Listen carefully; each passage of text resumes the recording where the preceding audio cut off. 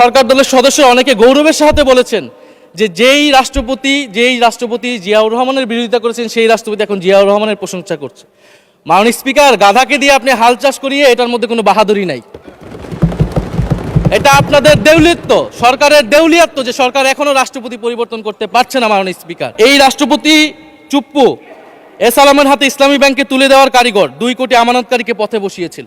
আমাদের দুর্ভাগ্য, এই দুর্নীতিবাজ, অপদার্থ, মিথ্যুক, গণহত্যার দোসর এখনো বাংলাদেশের রাষ্ট্রপতি। আমরা বলেছিলাম জাতীয় সরকার করতে হবে, সেই জাতীয় সরকারের প্রস্তাব বিএনপি নাকচ করে দিয়েছে। সাংবিধানিক ধারাবাহিকতার কথা বলে রাষ্ট্রপতির পক্ষে অবস্থান নিয়েছিল বিএনপির মহাসচিব মির্জা ফখরুল আলমগীর সাহেব, তিনি নিজেই কথা বলেছিলেন। রাষ্ট্রপতির বক্তব্য আমি শুনিও নাই, পড়িও নাই, এবং সেই বক্তব্য দেওয়ার সুযোগ করে দেওয়াকে আমরা প্রত্যাখ্যান জানিয়েছিলাম।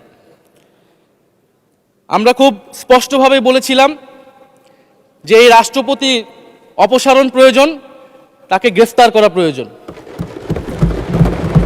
এই রাষ্ট্রপতির আর কোনো অধিকার নেই বঙ্গভবনে থাকার, এইখানে এসে বক্তব্য দেওয়ার। প্রেসিডেন্ট শাহাবুদ্দিন চুপ্পু, তার কিছু কুকীর্তির কথা মাননীয় স্পিকার হাউসের সামনে তুলে ধরছি।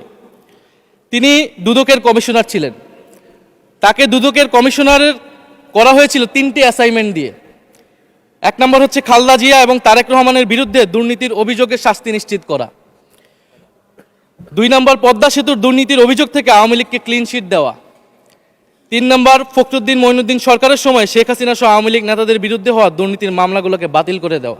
এমন একজন ব্যক্তিকে বিএনপি সরকার রাষ্ট্রপতি হিসেবে এখনো মেনে নিচ্ছে। মাননীয় স্পিকার, আরেকটি ঘটনা বলি।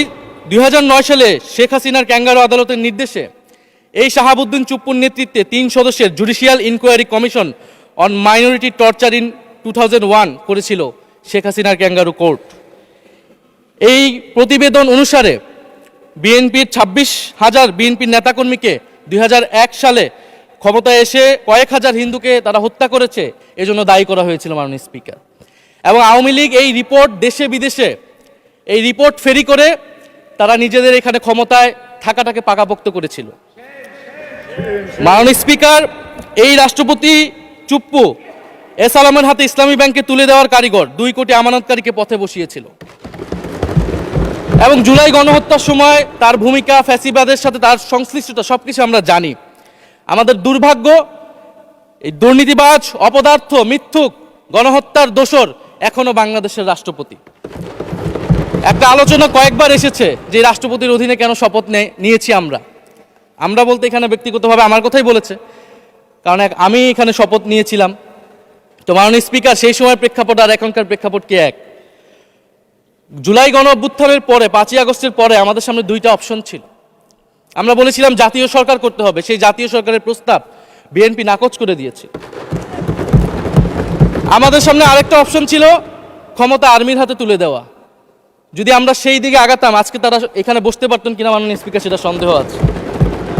দেশের স্বার্থে, দেশের স্থিতিশীলার স্বার্থে আমরা সেই সময় সরকারে গিয়েছিলাম, আমরা শপথ নিয়েছিলাম। কিন্তু বৈষম্যবিরোধী ছাত্র আন্দোলন খুব স্পষ্টভাবে 2024 সালে কিন্তু এই রাষ্ট্রপতির অপসারণ চেয়েছিল। সেই সময় সাংবিধানিক ধারাবাহিকতার কথা বলে রাষ্ট্রপতির পক্ষে অবস্থান নিয়েছিল বিএনপির মহাসচিব মির্জা ফখরুল আলমগীর সাহেব, তিনি নিজেই কথা বলেছিলেন। ফলে এখন তো একটা নির্বাচিত সরকার। মাননীয় স্পিকার, এখন তো চাইলেই বিএনপি রাষ্ট্রপতি পরিবর্তন করতে পারে সরকার, এবং আমরা বিশ্বাস করি বিএনপিতে সেই ধরনের যোগ্য আস্থাভাজন ব্যক্তি নিশ্চয়ই রয়েছে। এবং সরকার দলের সদস্য অনেকে গৌরবের সাথে বলেছেন যে যেই রাষ্ট্রপতি জিয়াউর রহমানের বিরোধিতা করেছেন সেই রাষ্ট্রপতি এখন জিয়াউর রহমানের প্রশংসা করছে। মাননীয় স্পিকার, গাধাকে দিয়ে আপনি হাল চাষ করিয়ে এটার মধ্যে কোনো বাহাদুরি নাই। এটা আপনাদের দেউলিত্ব, সরকারের দেউলিয়াত্ব যে সরকার এখনো রাষ্ট্রপতি পরিবর্তন করতে পারছে না। মাননীয় স্পিকার,